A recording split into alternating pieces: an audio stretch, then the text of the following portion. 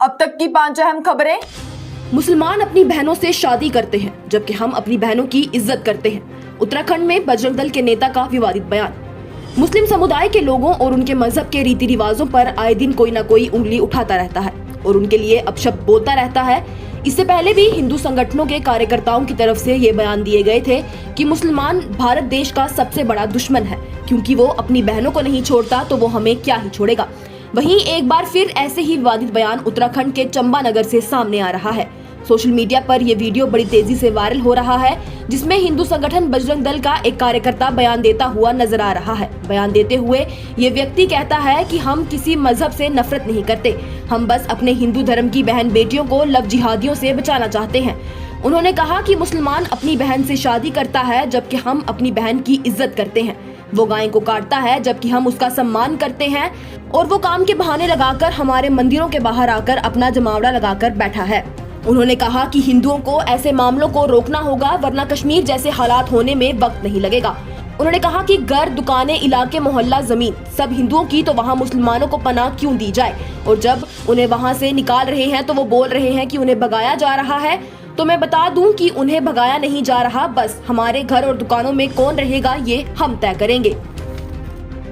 70 सालों के इतिहास में अगर कोई सबसे ज्यादा बदउनवान जमात है तो वो है बीजेपी। महबूबा मुफ्ती का बड़ा बयान। भाजपा सरकार के यूनिफॉर्म सिविल कोड को लेकर आए दिन कोई न कोई विपक्ष की तरफ से उन पर निशाना साधता रहता है। वहीं आज पीपल्स डेमोक्रेटिक पार्टी की अध्यक्ष महबूबा मुफ्ती ने भी प्रेस कॉन्फ्रेंस रख भाजपा पर निशाना साधा है। यूनिफॉर्म सिविल कोड को लेकर महबूबा मुफ्ती ने कहा कि ये भाजपा किस तरह से मुल्क में सबके लिए बराबरी लाना चाहती है। मुल्क में यूनिफॉर्म क्रिमिनल लॉ से तो पहले ही सबको बराबरी मिल रही है।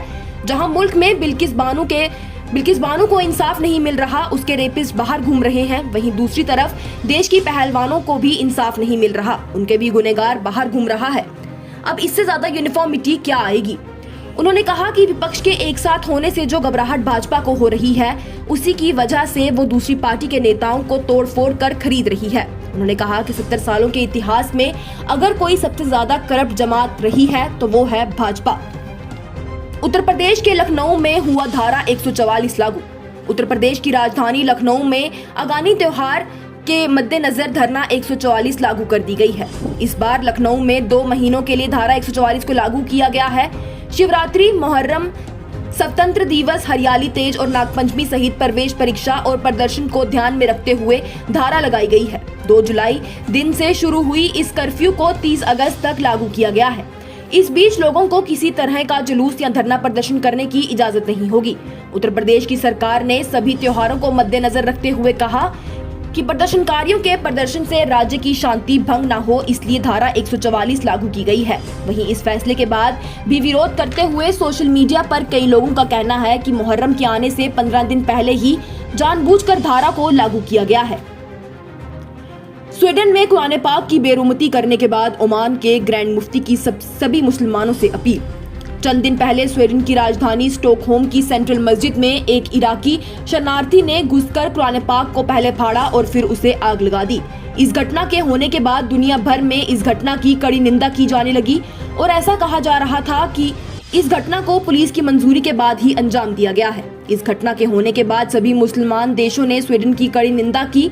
वहीं तुर्की के राष्ट्रपति तैयब अर्दगान ने भी ये कहा कि बहुत जल्द ही स्वीडन को उसकी इस गलती का सबक सिखाया जाएगा और जल्द ही उसके खिलाफ एक्शन लिया जाएगा।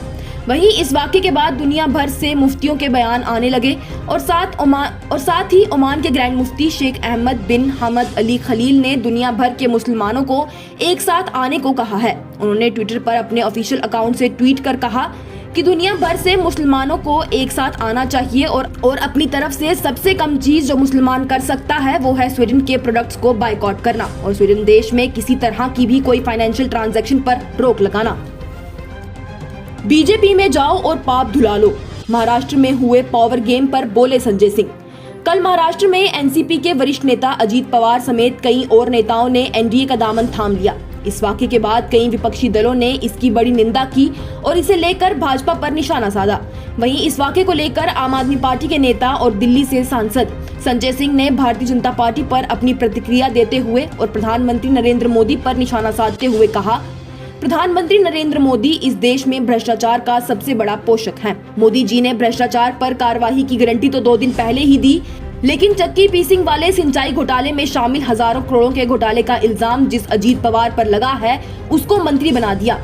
छगन भुजबल जो भ्रष्टाचार के मामले में जेल में रहे हैं, उन्हें मंत्री बना दिया। इसका मतलब साफ है कि मोदी जी का एक ही नारा है, जितना मर्जी बड़ा भ्रष्टाचार करो, लूट करो, कुछ भी करो, भाजपा में शामिल हो जाओ, सब पाप धुलाकर साफ हो जाओ। इतना ही नहीं, संजय सिंह ने ये भी कहा कि सुप्रीम कोर्ट को संज्ञान लेना चाहिए कि जिस पर ईडी छापा मार रही है, वो भाजपा सरकार में मंत्री कैसे बन जाते हैं।